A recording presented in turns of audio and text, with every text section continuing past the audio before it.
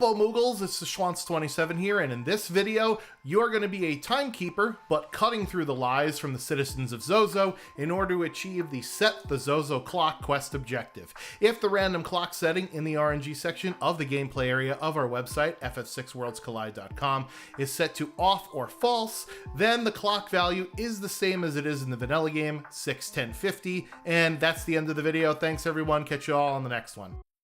Wait, you actually want to know what happens if that setting is on or true? Okay, fine. I guess we'll actually have to go talk to some NPCs. In order to chat with all of the NPCs necessary to figure out what the randomized clock value is, you're going to need to be in the World of Balance Zozo, unless you have YNPC set to remove or X-Zone Vanish, which can allow you access in the World of Ruin Zozo to the towers on the west side of town. You'll just have to yeet this guy laying here on the floor out of the way. But you can set the clock in either the World of Balance or World of Ruin, so you can combine this setting the clock objective with buying the Rust Rid for Mount Zozo if you have Cyan, or heading up Zozo Tower if you have Terra. There are 9 specific hints, and you may not need to get all 9 hints in order to solve the puzzle, due to the nature of there being more hours options than minutes or seconds. What I like to do in order to solve the puzzle very quickly is to have a blank text document opened up and have all the possible hours, minutes, and second written out as such, as you see on the right hand side of the screen. For hours, 2, 4, 6, 8, 10, and 12. For minutes, 10, 20, 30, 40, 50. And for seconds, the same values, but they're written slightly differently, 10, 20, 30, 40, 50. This is how they will appear in text dialogue when speaking with the NPCs. Notice the difference between minutes and seconds. Whenever an NPC tells you a time, they are lying. So what you have to do is remove it from the list once you've been told, hey, this is exactly what the time is. Besides the locations of the NPCs to chat with, the other thing that you'll need to know is the format of the hints. When an NPC gives a numerical value with digits, this is the actual number that corresponds to the numbers that you've already written down. When an NPC gives an alphabetic value with a word, say FOUR, that means the number on the clock face. So you may need to convert it to the numerical time value of 20 by multiplying it by 5 if we're talking about minutes or seconds. If it's just hours, then it's the same number that you've been told. This only becomes a real problem with the word 10 and the number 10, since that can appear as both a value and a watch face number representing the time value of 50. Anyways, for this particular case, the counter NPC that we'll discuss in a bit will usually indicate the hand of the watch is pointing at a clock face value, and that's the clue that you're going to need to do some math. Speaking of math, one NPC, the outside guy, will tell you that something is or is not divisible by 20 for minutes and seconds, or by 4 if hours. So that will potentially eliminate half of the values for that part of the time. I know that's a lot right now, and we'll go over some examples later on in the video, but here's where I could tell you which NPCs to ask the time from. First, head into the cafe, which is the first building in the town, and the cafe keeper, since we can't have bartenders in the Nintendos of the 90s, will tell you the number of a particular hand. In this case, the hour hand is pointing at 10, so that is the number 10 and not the word 10, so you know to eliminate that possibility from your list. Had he instead here said the minute hand is pointing at 10, he would be talking about the time value 10 and not the clock watch face value 10, which we would need to multiply by 5 to get to the time value of 50 minutes or 50 seconds. Next, you'll head into the relic shop and continue onwards up into the tower, where you'll reach a conga line of NPCs. There are 7 in total, but only 5 of them give out the hints for time. Speak with each of them to further eliminate the times in your list. You could actually get them to queue up real nicely for you if you speak with them prior to the narrow corridor, so it's easier to keep track of which ones you have and have not spoken with. After speaking with the 5 guys that clearly don't like their job, next jump onto the western tower and head inside, where upstairs is another NPC behind a counter counter guy, who will give you the clock hand number, not the time value, so remember to multiply by 5 if it's a minute or second to get to the actual time since he spells out a number. In this case, it's the hour hand, so it's an easy one to remove 6 from our list. You may also get a clue that you've already heard, and that's just due to the nature of the elimination logic that generates the clock time, since you'll need 9 hints in the worst possible scenario, but sometimes you'll need only 7 or 8.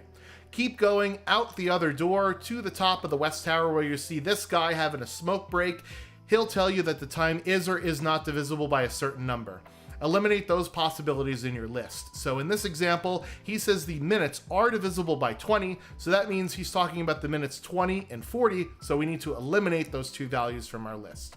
Now, at this point, you'll either need to warp to go back to the overworld map with a warp stone or the spell, or better yet, continue the Zozo tower check if you have Terra, which is my recommendation for when to do this quest. After you've come back into Zozo, or worse, did the walk of shame back over towards the main part of town, head to the weapons shop. It's the building in the northwestmost corner of town. That's top left for those of you that don't do cardinal directions. Here's where the last clue will be, and you'll notice that there's one of the parts of the time that we haven't touched yet. If you talk to the NPC, he'll indicate that the clock has no hand corresponding to the leftover time part, and that it's broken anyways. These are both lies, so if you inspect the clock, there will be a hand there, and it is not broken, so it is telling you the correct time. The clock will reveal the clock number that the hand is pointing at, and since it's spelled out, we'll potentially need to convert it to a time value by multiplying it by 5 if it's a second or minute hand, and in this example, it's the second hand pointing at 6. In our case, that's 5 times 6 or 30 seconds. Since this is the real time, you could eliminate all of the other possibilities. Now you're left with one value for each of the hours, minutes, and seconds, so backtrack a slight bit to the in where you can set the clock. Our time in this case is 4:30:30.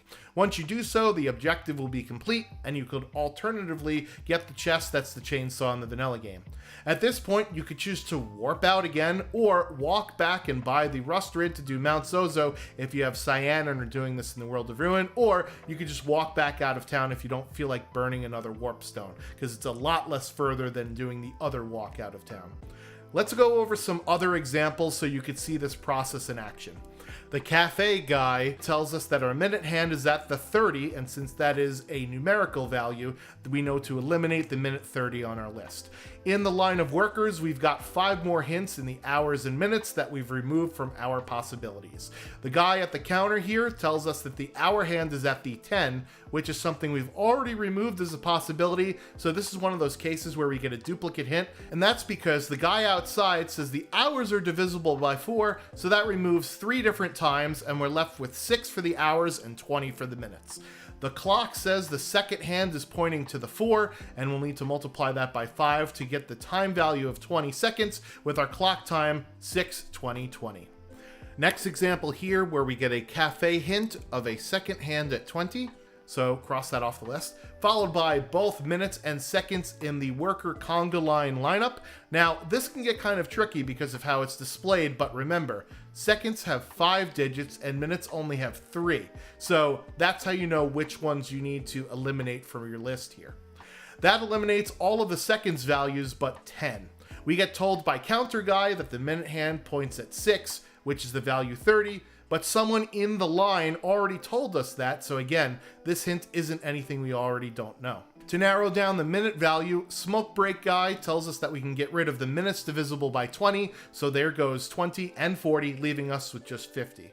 The clock has our hours designation, so it's easy to read the hand pointing at 2, giving us our time value of 2:50:10.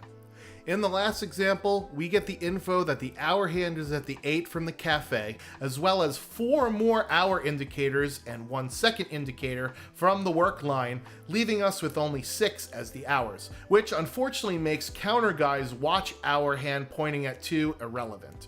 Going outside, we get that the seconds are not divisible by 20, so that eliminates the values 10, 30, and 50, leaving only 40 seconds left. The clock gives us the minute hand at the 8, multiply that by 5, so that's also 40 for the minutes, making our clock value 6:40:40. So hopefully with these 4 examples, you'll get the hang of what to expect when reading and interpreting the NPC dialogue hints about the clock time. As you get more familiar with this process, you might not even have to write it down anymore, but even with taking notes, the whole thing takes about 90 seconds to 2 minutes, depending upon how quickly you could type and move and whether you have warp stones or not. Honestly, the biggest time sink in this isn't crossing off the numbers, but just waiting in that worker line for them to appear through the door. So my biggest tips for doing this are to route this quest with either Terra's Zozo Tower or Cyan's Mount Zozo check, as this will mean that you're already in this town anyways. And with Y NPC Remove or X Zone Vanish, you could both set the clock and do the NPC hints with Cyan's check both in the World of Ruin. Obviously, you should do this with a warp zone, as if you don't have Terra, you're going to want to quickly warp out once you've talked to the smoke break guy on the outside of the tower. I also suggest going to the back left area only after doing the climb, so it's not as much backtracking, since it's only slightly further than the inn where you'll actually need to set the clock. So, Timekeepers, that is how to solve the Zozo clock puzzle in Final Fantasy VI Worlds Collide. But I'm just doing what most great YouTubers do best, regurgitate information that's already available in text form for people that don't like reading, so head to the FF6 Worlds Collide website, and there already is a helpful guide available in the wiki section for this particular quest. Let me know if this was good in assisting you down in the comments section below. I've been the Schwantz27. Until next time.